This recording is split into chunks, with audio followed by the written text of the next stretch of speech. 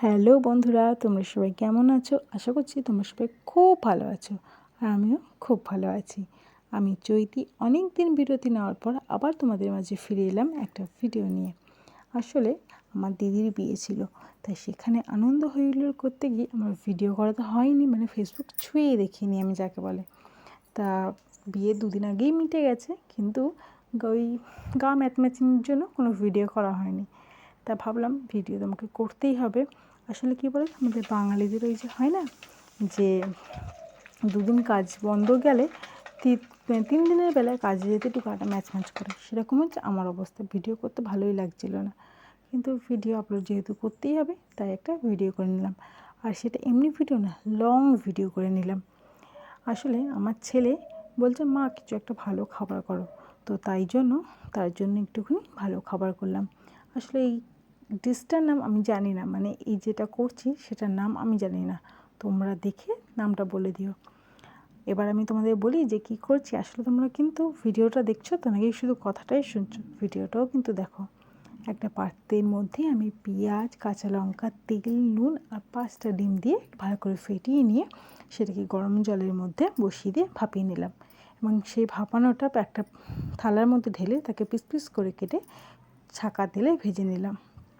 আর কড়াতে আমি পেঁয়াজ, তারপর ক্যাপসিকাম, কাঁচা লঙ্কা, রসুন সমস্ত কিছু দিয়ে একটা চিলি মতন করে নিলাম।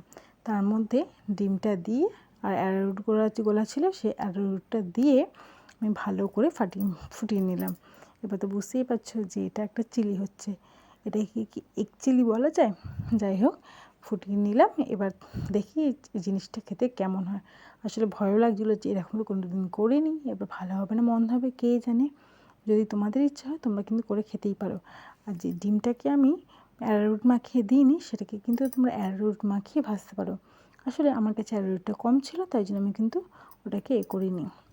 এবার এটা তো শুধু শুধু খাওয়া যায় না, তার জন্য এর সঙ্গে তৈরি করে নিলাম একটা রাইসটা করতে গিয়ে আমি সাদা তেল আর তার মধ্যে ঘি দিয়ে একটুখানি গোটা গরম মশলা, শুকনো লঙ্কা দিয়ে ফোড়ন দিয়ে তার মধ্যে আনাজগুলো ওর মধ্যে ভেজে নিলাম।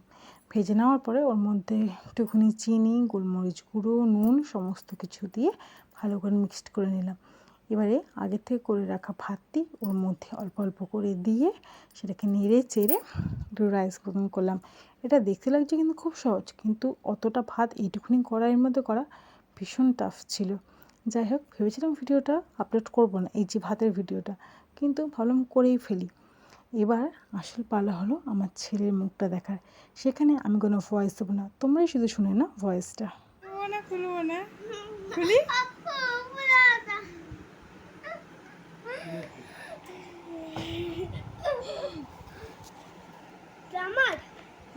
কি এটা? সয়াবিন না, ডিম দিয়ে করেছি, খেয়ে দেখ অল্প করে। ভালো হয়েছে? ভাত দিয়ে মেখে মেখে খা, কেমন হয়েছে বল।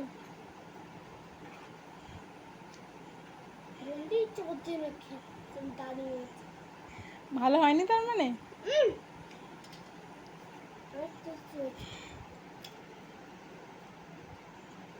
আস্তে আস্তে খা।